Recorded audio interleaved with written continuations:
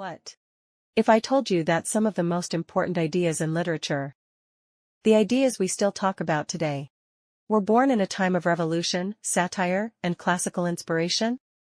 The Augustan Age, also known as the Neoclassical Period, was the moment when literature found its structure, its order, and its voice. A time when writers went back to the classics of ancient Rome and Greece to build a modern world of reason, beauty, and intellectual thought. But this was no quiet period of reflection. This was a time of change, debate, and literary warfare. A century of wit, satire, and revolutionary ideas. And a time when authors like Alexander Pope, Jonathan Swift, and Samuel Johnson left their indelible mark on literature. It's around 1700. And England finds itself in the midst of an intellectual and political awakening. A shift away from the emotional, chaotic world of the Romantic era and into a new dawn of reason, logic, and structure. The Augustan Age gets its name from the Roman Emperor Augustus Caesar, a man who was known for bringing order to a tumultuous period in Roman history. Much like Augustus, the writers of this era wanted to restore order and balance in the world of literature. But this wasn't about blind imitation of the past. It was about adapting the classical ideals to the modern world. And they did it with precision, style, and wit. So what did these writers actually do? What did Neoclassicism mean in practice? Well, for starters, it meant a return to the classics. Writers looked to the works of Homer, Virgil, and Horace, not to simply imitate their stories, but to adopt their styles and values. The idea of reason and balance became key, and the importance of structure in writing was emphasized. But what does this mean for us today? Well, it means that the Augustan writers were deeply concerned with humanity and society. They used their works to question, to satirize, and to reflect the world around them. They weren't afraid to tackle the issues of their time. Politics, corruption, religion, and human folly, all through the lens of wit and humor. Take Jonathan Swift, for example. He was one of the most famous satirists of the time. His work, Gulliver's Travels, is a perfect example of how neoclassical writers used humor to highlight the flaws of human nature. Swift's world is absurd and outlandish, yet through this absurdity, he exposes the true problems of politics and society. He doesn't just mock the powerful. He forces us to see our own ignorance and vanity. But Swift wasn't the only one taking aim at society. One of the most famous poets of the era, Alexander Pope, did the same thing.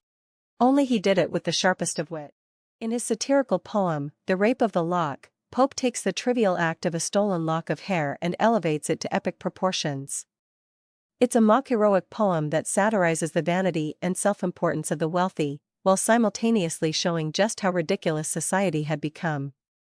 This time period marked a turning point in the relationship between the crown and the people. Writers like Samuel Johnson, Joseph Addison, and Richard Steele brought attention to these shifts in power, using their writings as tools to challenge the status quo. For instance, Johnson's Dictionary of the English Language, 1755, redefined the way people thought about language and the importance of having a standardized system. This work wasn't just about defining words, it was about defining culture. But let's not forget the Augustan Age also had its darker side. Beneath all that elegance and wit, there was a sharp critique of society. This era didn't shy away from exposing the hypocrisies of politics, religion, and social norms. For example, The Tatler and The Spectator, two influential periodicals of the time, founded by Addison and Steele, used the power of satire to comment on the behaviors of the upper class. It's amazing how relevant these critiques are even today. When we read them now, we see parallels in our own political and social lives. So, how does the Augustan Age fit into the bigger picture of English literature? Well, the Neoclassical period laid the foundation for much of the literary tradition that would follow. It emphasized the importance of reason, balance, and form, values that influenced literature, philosophy, and even political thought in the centuries that followed. But it wasn't all about reason and order. This period gave rise to some of the sharpest satire, boldest commentary, and richest character studies we've ever seen. Now, I know what you're thinking, This era sounds like it was full of high-minded intellectuals with little time for fun. But that's not true at all. The Augustan Age was also about playfulness and irony. It was about finding joy in reason and wit in critique. It's the same reason we still read these writers today, because their works are timeless. The Augustan Age might have been over 300 years ago, but its legacy lives on in our modern world. From the structure of our political systems, to the satirical humor we enjoy today, to the literary forms we still use, the Neoclassical period's influence can't be overstated. If you found the Augustan Age fascinating, make sure to subscribe for more in-depth dives into the incredible eras of English literature. Don't forget to hit the like button, share this video with fellow literature lovers, and leave a comment about what part of the Neoclassical period intrigued you the most. Let's continue exploring the world of literary history together. Thanks for watching, and stay tuned for our next journey through time.